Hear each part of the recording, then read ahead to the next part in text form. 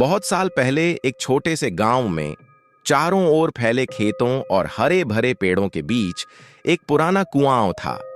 गांव के बुजुर्ग कहते थे कि उस कुएं में कभी पानी हुआ करता था, लेकिन अब वहां सिर्फ अंधेरा और सन्नाटा था। रात के समय उस कुएं से अजीब अजीब आवाजें आती थीं, कभी किसी औरत के रोने की, कभी किसी बच्चे की चीखने की। गांव के लोग उस कुएं के पास जाना पसंद नहीं करते थे।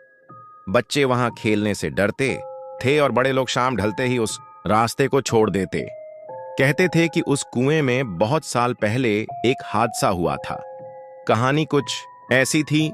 गांव की एक औरत जिसका नाम सरस्वती था, रात में पानी भरने गई थी।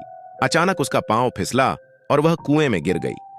किसी ने उसकी चीख सुनी भी, लेकिन जब तक लोग पहुंचे सब खत्म हो चुका था। तब से हर अमावस्या की रात को उसकी परछाई कुएं के पानी में दिखती और अजीब आवाजें सुनाई देती। वक्त बीतता गया, लेकिन कुएं का डर कम नहीं हुआ। गांव वालों ने कुएं को बंद करने की कोशिश भी की, लेकिन हर बार रात में कोई न कोई पत्थर हट जाता, जैसे किसी अदृश्य शक्ति ने उसे फिर से खोल दिया हो।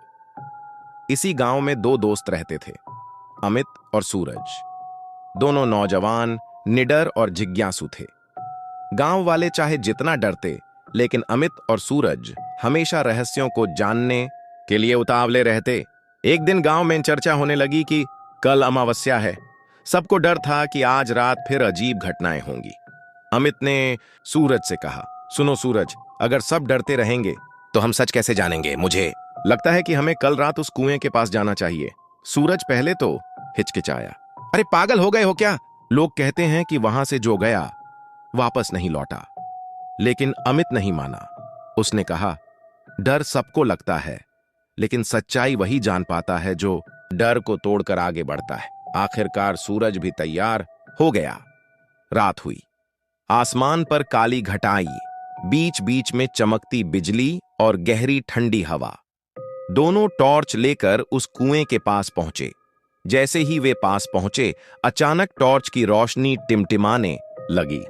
चारों ओर सन्नाटा इतना गहरा था कि दोनों की सांसों की आवाज भी साफ सुनाई दे रही थी। अचानक कुएं के अंदर से करुणा भरी आवाज आई, बचाओ, कोई मुझे बाहर निकालो। दोनों के रोंगटे खड़े हो गए। सूरज कांपते हुए बोला, अमित, ये क्या है? ये तो किसी औरत की आवाज लग रही है। अमित ने हिम्मत करके कुएं के अंदर झांका।